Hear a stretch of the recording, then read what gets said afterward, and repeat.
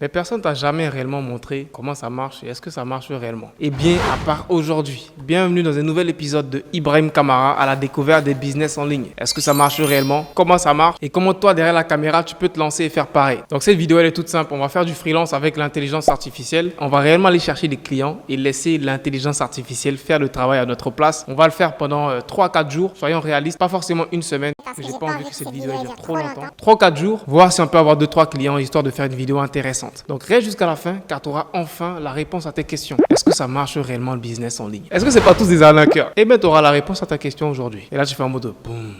Dramatique. Ok, donc bienvenue sur la chaîne YouTube d'Ibrahim Kamara. Pour ceux qui ne me connaissent pas, je m'appelle Ibrahim Kamara. Je fais du business en ligne depuis 3 ans bientôt. YouTubeur, formateur, Instagrammeur, tout ce qui est heure, je suis dedans.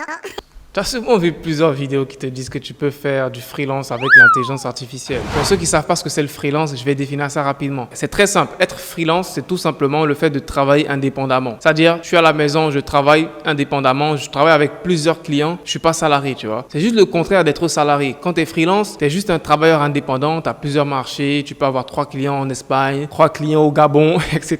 Tu vois. C'est ça être freelance. Et tu le comprends, il y a plein de métiers aujourd'hui qui sont un peu comme des freelances. Un menuisier, le plus souvent, il y a des menuisiers, ils travaillent en freelance parce qu'ils ont plusieurs clients, ils ont plusieurs marchés. Un constructeur, le plus souvent, il travaille en mode travailleur indépendant. Il a plusieurs marchés, il n'est pas forcément salarié. Donc, il y a pas mal de boulots de nos jours qui sont déjà des freelances, mais ces personnes-là ne savent même pas qu'elles travaillent en freelance. Et l'avantage justement avec le freelance, c'est que ça marche avec n'importe quelle compétence. Je peux être monteur vidéo en freelance, je peux être comptable en freelance, je peux être juriste en freelance, peu importe la compétence, tu peux la faire en freelance normalement, à part des compétences. Même le fait d'être avocat, je suis sûr qu'il y a des avocats qui font des jugements à la maison avec Zoom, etc. Pendant le Covid, ça se faisait. Il y avait des séances de tribunal qui se faisaient sur Zoom. Donc, pour te dire qu'avec la technologie, tous les boulots aujourd'hui, on peut le faire en freelance. Bref, aujourd'hui, dans notre vidéo, donc, on va aller essayer de faire une compétence. Tu verras bientôt laquelle, avec laquelle on va avoir des clients, on va faire de l'argent, logiquement. Et le travail derrière de cette compétence va se faire par une intelligence artificielle. C'est un peu ça le concept de la vidéo. Je pense que je l'ai bien expliqué. Maintenant, on va débuter. Étape numéro 1, le choix de la niche. Donc maintenant, on va choisir notre niche. Donc la niche, c'est la compétence qu'on va exercer. Pour choisir la niche,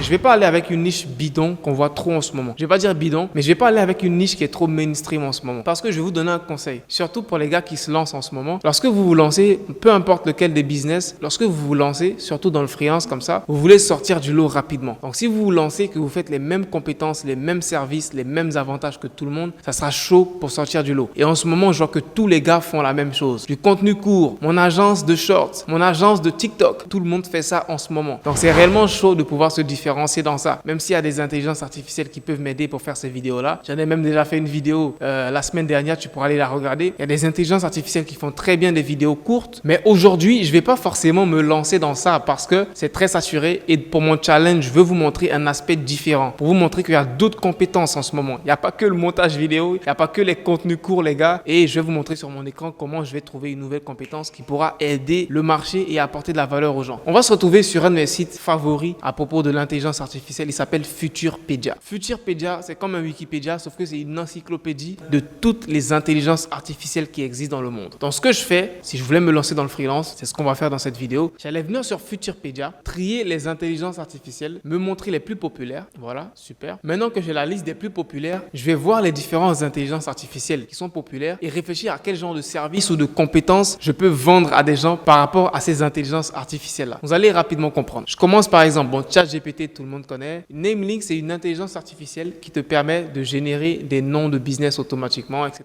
Donc, le service que je peux vendre avec ça, c'est pourquoi pas proposer à des business ou à des entrepreneurs de leur générer un nom pour leur société et un logo, etc. Mais je pense que ça peut être une bonne idée, mais c'est un peu saturé, je pense. Je pense que c'est un peu saturé. Mais on va mettre ça sur le côté. On va faire des recherches et voir un peu les plus intéressants de la liste. Flicky, ça c'est des vidéos. On va pas forcément venir faire les vidéos. Comme je vous ai dit, c'est assez saturé en ce moment. Tommy AI, c'est une intelligence artificielle qui fait des présentations. Ça peut être très intéressant d'avoir comme compétence juste je crée des présentations pour les gens. Je peux aller voir des business, etc. ou des universités et leur dire je crée des présentations et avec Tommy.ai, je pourrais faire les présentations automatiquement. Mais derrière, est-ce que c'est une compétence qui est très recherchée, que je pourrais vendre facilement? Je ne pense pas. Midjourney, je pense qu'il est le plus intéressant dans la liste. Il nous permet de créer des photos AI automatiquement. Donc ça peut être intéressant. Pourquoi pas avoir cette compétence-là de créer créer des miniatures YouTube pour les gens et je vais créer des miniatures YouTube à base d'intelligence artificielle. Je pense que c'est un service qui pourrait intéresser les gens. Je vais prendre le temps de faire les recherches et on se retrouve dans quelques secondes.